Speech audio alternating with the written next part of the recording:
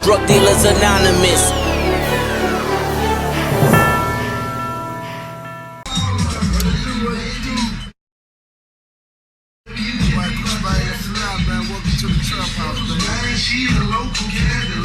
Bricks, huh? All white bricks, all white bricks, white 10 bricks. My mama say the neighbors think I'm selling drugs. I told my mama chillin', they gave her a dub. I'm serving. Come through with my Bentley, I'm swerving. My boy Gucci when the 6. You know, I heard call me iced out shouting, man. Man, I'm known to put like a $500 million in the trunk, you know. What it gon' be? What it ain't gon' be? Too many shines on me, too many lines on me. Baby, dash it on me, baby, dash it on me. Radrick Delontic Davis, better known as Gucci Mane, was born on February 12, 1980 in Bessemer, Alabama, to Ralph Dudley, a former U.S. serviceman and power plant worker, and to Vicki Jean Davis, a social worker and teacher. Gucci family has a strong military background. Both his grandfathers served in World War II, and his dad served and was stationed in Korea for 2 years. Gucci parents met in 1978, and his mom had a son, Victor Davis, from a previous relationship. When Gucci was born, his dad was on a run from the police for dealing crack and heroin and had fled to Detroit, Michigan. Gucci's father was not present to sign his birth certificate, so Gucci was given his mom's last name. My pop was a hustler, straight up, you know what I'm saying? Up and down, no cut on it. He ain't worked now day in his life, you know what I mean? You look at his hands, it wasn't like no construction worker hand. You feel me? I already know that when I was a little boy.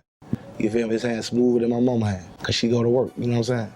He straight was a hustler, so, and I used to watch that, you know what I'm saying? The reason I came on So Ice Entertainment, because for as long as I know, my dad was giving us jewelry. Even if it was a link, rope, herringbone, ring, I lose or whatever, he always had me rocking ice. Growing up, Gucci was raised by his grandmother while his mom attended college to get her degree. Gucci's mom was a teacher who taught Gucci how to read at a young age, spent most of her time teaching Gucci scriptures from the Bible. Gucci's first school was Jonesboro Elementary, where he attended kindergarten and the first several grades of elementary school. His older brother, Victor, introduced Gucci to hip-hop when he was about 6 years old by bringing him to a Run DMC, Beastie Boy, and LL Cool J concert. Before moving to Atlanta with his mom, Gucci had a distant relationship with his dad, who would come in and out of his life. But the visit stopped when Gucci's dad had 2 other children with another woman and began to prioritize his children in Atlanta over Gucci. He would later use the nickname given to his father, the Gucci Mane, as his stage name. My grandfather did go to Italy during World War II. He was stationed there, and he seen the Gucci clothes. You know, he came back, he called my dad Gucci Boy, and he called my uncle Gucci Mane. And they've been calling him that, and then when my father got old, they started calling him Gucci Mane. And my grandmother, my grandfather, the whole family just started calling me Gucci since I was a little boy. So when I decided to be a rapper, I just took the name that, was already, I felt like would pop, because it was my dad's name. What's your name, man? My name is Ralph Ralph what? Davis. And whose son? Who your son, man? Richard Davis. And what's his nickname? Huh? What's your son's nickname? He stole my nickname. And what is it? Huh? Gucci. Gucci Man, your son. Yes. Gucci moved with his mom to Atlanta when he was 9 years old due to family problems in Bessemer. His mom had a boyfriend in Atlanta and planned to move in with him, but she decided otherwise at the last minute. They later moved in with someone Gucci's mom met in church. His family was kicked out of the house and did not have a stable living environment until his dad set them up in a Night's Inn. Gucci grew up in an area which was high in crime. They eventually moved to East Atlanta, and Gucci attended Cedar Grove Elementary School. He was generally good in school and considered himself athletic, although he did not participate in school sports. He dealt drugs, mainly selling weed with his older brother. Gucci started selling weed on his own and ended up using his Christmas money to acquire crack cocaine while in the 8th grade, starting his career as a drug dealer. When I was hustling at a young age, we already was good with money. Not saying that we had so much money like I was saying, but we was always managing money. You know what I'm saying? We always had money in case of emergency for a rainy day. And that's since we were 9, 7 years old, picking up cash. Right. People knew me for having money since I was a little boy. I was like one of the most popular guys in my school, that neighborhood. So that was almost a gift and a curse. As a child, what did you see that the money gave you? It gave you security, it gave you... Freedom. By the time Gucci began taking his side hobby as a drug dealer as a career, he was a freshman at Ronald E. McNair High School, where he got good grades and was considered popular among his peers. He did not take drugs for the first few years that he sold drugs, and his first experience smoking weed was with his high school crush. During this time, one of his friends and later collaborator, OJ the Juice Man, would start to rap and freestyle together. I'm getting that money, I'm getting that money. Catch me in your truck and I'm still getting that money. Even though Gucci had been selling drugs for nearly 2 years by 1995, he had never encountered a violent situation. But when he was 15, he was riding his bike when a man stopped him and pointed a Desert Eagle at his head. He was robbed of all of his items. After that encounter, he began carrying a .380 pistol. He had numerous other life-threatening situations, including a feud with a local street gang who called themselves the Shula Boys in 1997. The feud resulted in Gucci's friend Javon being severely beaten. The feud resolved itself when Gucci and several friends got into a fist fight with members of the Shula Boys who had since left Gucci Mane alone.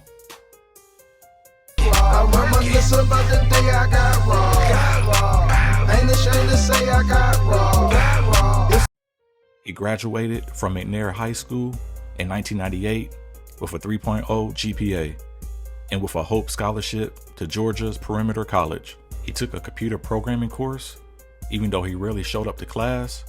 He was eventually kicked out in 2001 after being caught with crack cocaine by an undercover cop. Gucci was sentenced to 90 days in jail and with probation. See, the first time I just got arrested, I got brought out the next day. Okay. So then when I got sentenced with the court, I got sentenced for 90 days. So at the end, I was going to college out my freshman year. He said, I lost my scholarship. So he was like, at the end of this semester, you got to do 90 days. So I did it. And then I went to jail 90 days, so I was writing raps in jail.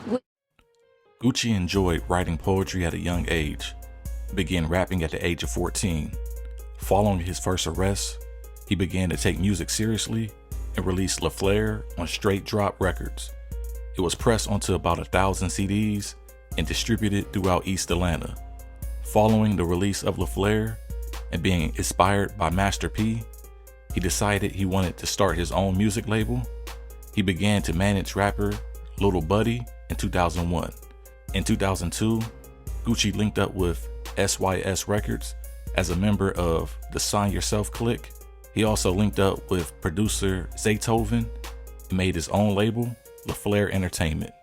After heading to New York in search of a distribution deal and returning empty-handed, he was introduced to Big Cat, the head of Big Cat Records, ultimately deciding to form an alliance with the label. Your boy Gucci Mane, La Flare in the building, back in conjunction with Big Cat Records. You know how we rockin' Brick Squad Records, 1017 in conjunction with Big Cat Records. Brick Squad to the death for me, man. Y'all know how we rockin', man. Gucci released the song Black Tea, a response to them Franchise Boys' hit song, White Tea. Securing a distribution deal with Tommy Boy Records, he continued to work the underground scene while preparing the release of his debut album.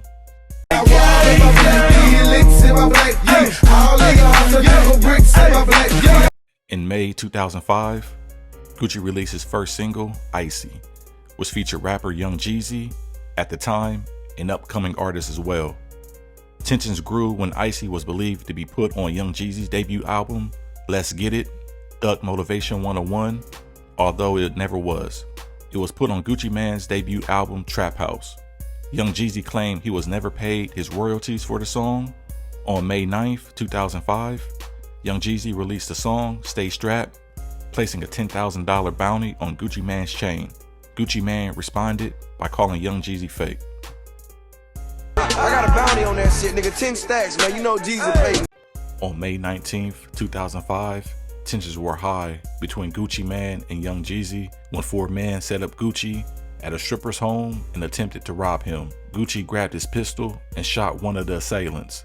The assailant, Pookie Loke, a CTE affiliate of Young Jeezy, was later found unalive behind Columbia Middle School in Decatur, Georgia. An official warrant was put out for Gucci arrest. Days later, he turned himself in to the police after hearing about the warrant. On January 17, 2006, prosecutors dropped the murder charge against Gucci as he maintained he was acting out of self-defense. On June 15, 2006, after tensions had cooled, Gucci came at Young Jeezy on a song called 745. You ain't a snowman, you're more like a snowflake. Cupcake, cornflake, nigga, you're too fake. Gucci debut album Trap House, that featured the hit song Icy, was a success for an independent artist. The album crept into the top 20 of the Billboard R&B hip hop album charts and landed at the top spot on Billboard Hot Seekers album chart. Guest appearances included Bun B, Killer Mike, Lil Scrappy, Jody Breeze, and Cujo of Goody Mob. Hard to Kill followed in 2006. It included the hit single Freaky Girl, which peaked at number 62 on the Billboard Hot 100. He released mixtape Trapathon in 2007, which was also a success. Very freaky girl, don't bring her to mama. First you get a night. Also in 2007, he founded his first independent record label, So Icy Entertainment, after signing with Deb Antney, Miss A Entertainment. From 2007 to 2009, So Icy Entertainment flooded the streets and online streaming platforms with mixtapes. And we out here giving back to the community, showing love to all those who are not as fortunate as we are. Miss A Entertainment, you know what I'm saying? 1017 Brick Squad Records. We just try our best to give back and let everybody know that, you know, we want to make a positive influence, positive impact in our community. You know what I'm saying? Big Gucci, you know how we rock it. Miss A, baby. The official remix of Freaky Girl, featuring Ludacris and Lil' Kim, was included on his 2007 commercial debut album, Back to the Trap House. He appeared on OJ the Juice Man, Make the Trap Say A, and began working on various mixtapes. Following the success of his mixtapes, Bird Money, and Writing on the Wall, he was signed to Warner Brother Records in May of 2009. He appeared on remixes of the songs Boom Boom Pow by the Black Eyed Peas, Obsessed by Mariah Carey, and 5 Star Chick by Yo Gotti. He made a total of 17 guest appearances in 2009. His second studio album, The State vs. Roderick Davis, was released by Warner Brothers on December 8, 2009. Its first single, Wasted, featuring Plies, was originally from his 2009 mixtape, Gucci Mania. It peaked at number 36 on the Hot 100, number 3 on the Hot R&B and Hip Hop songs, and number 3 on the rap songs, making it his most successful single to date. Wake up in the morning, 10 o'clock, drink, party, let's all get wasted. On May 4th, 2010, he announced that he was closing So Icy Entertainment and leaving Miss A Entertainment due to business concerns with Deb Antney. He then stated that he was starting his own record label, 1017 Brick Squad. OJ the Juice Man and Waka Flocka were the first artists signed to his label. As of today, his label has been called Cursed due to the amount of rappers that ended up dead or in jail after signing with him. Some of the artists that passed are Big Scar, Slim Duncan, and Enchanting. His artist Pooh Shiesty is currently in jail until 2026 after pleading guilty to firearm conspiracy. I sign the artists, if they get locked, they blame me. They say my label curse, I guess the curse lift. He also tried his hand in acting, making his debut in films in 2012 on the movie Birds of a Feather, co-starring with producer Zaytoven. The same year, he was featured in the movie Spring Breakers, which also featured James Franco and Selena Gomez. Sounds to me like somebody's getting pissed. You saying there ain't nothing going around? Fuck no, you know I own these streets. Over the years, he had a lot of run-ins with the law and was arrested numerous times from 2008 to 2014. On May 13th, 2014, he pleaded guilty to possession of a firearm by a convicted felon. He agreed to a plea deal that resulted in him being in prison for 2 years. On May 26, 2016, He was released from prison ahead of his scheduled September release date. This was due to Gucci not being credited for time served while waiting for his court date. Following his release from prison, he became the subject of an internet conspiracy theory that stated that he was a clone of the real Gucci, citing his new slim physique, a slight change in his voice, and his shift towards a healthier lifestyle as proof. Gucci denied that he was a clone and poked fun at the theory in the Instagram post. Gucci may be a clone. Yeah, I heard that same rumor. It's funny to me. I guess that, you know, people ain't used to me being healthy and taking care of myself and being happy. So I can understand why they shocked, you know what I'm saying? So it's funny. I embrace it. It just let me know a clone is like perfection. So if I look like a machine or a robot, then evidently I'm doing something well. In September 2017, he published his book, The Autobiography of Gucci Mane. The book was written during his time in prison and was authored by Neil Martinez Belkin, a former XXL magazine editor. The Autobiography of Gucci Mane went on to become a New York Times bestseller. I read like the autobiography of Mike Tyson and the autobiography of Johnny Cash, and I read like two biographies of Jimi Hendrix, but both of them, he didn't write them.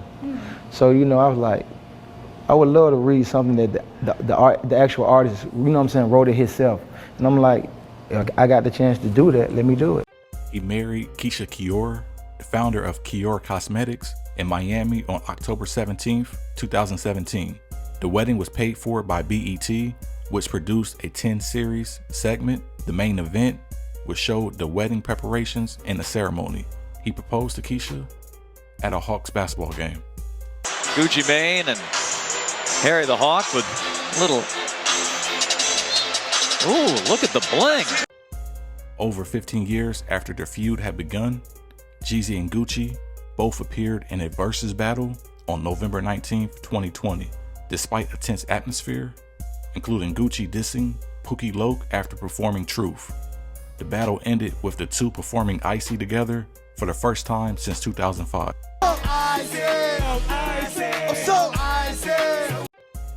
Gucci is widely regarded as a pioneer of trap music and a mentor to many emerging artists. His influence extends beyond music, with his story serving as an example of personal growth and reinvention.